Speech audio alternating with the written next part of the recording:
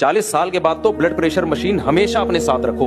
पहले हम भी इन बातों को वैल्यू नहीं देते। मेरे वालिद साहब की डेथ इसी तरह हुई है। डॉक्टर कहते थे आप 50-60 साल के हो गए हो। मेरे वालिद साहब बहुत सेहतमंद थे माशाल्लाह, ऐसे जबरदस्त पर्सनैलिटी थी उनकी, कोई बीमारी नजर नहीं आती थी। डॉक्टर कहते थे कि आप ब्लड प्रेशर मशीन रखें, क्योंकि इस उम्र में बीपी होता है। 40-50 साल के बाद बीमारियां आती हैं, जितने भी आप फिट हो रखो भाई, क्या, क्योंकि ये खामोश कातिल है ब्लड प्रेशर, पता ही नहीं चलता कितना हाई हो गया। वालिद साहब चूंकि तबलीग में वक्त लगा हुआ था, भाई अल्लाह से होता है, अल्लाह के खैर से कुछ नहीं होता। बात सही है भाई, लेकिन बीपी भी अल्लाह के हुक्म से ही होता है ना, और लो भी किसके हुक्म से होता है? अल्लाह के। ये मशीनें भी अल्लाह ने इजाद करवाई है इंसानों से। इन वालिद साहब के ज़बान पे बस यही, एक दिन चेक किया तो इतना हाई हुआ था बीपी।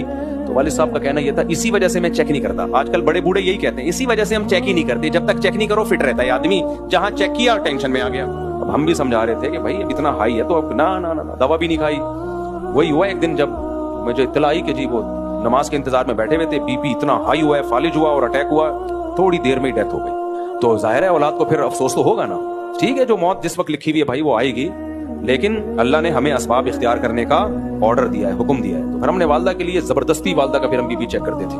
वालदा, हमने कहा भाई, एक वालिद साहब पे हमें खुद भी अवेयरनेस नहीं थी ना, कोई हमें समझाने वाला नहीं था। हुकूमत का कोई स्कूलों में सिस्टम होता समझाने का, कॉलेजेस में सिस्टम होता तो हम भी मशीन ला के रखते। अब्बा चेक करते नहीं करते, जबरदस्ती चेक करते हैं। उनका भाई कि आपका बीपी इतना हाई लेके घूम रहे हो आप, नीचे का 140 था मेरे वालिद साहब का।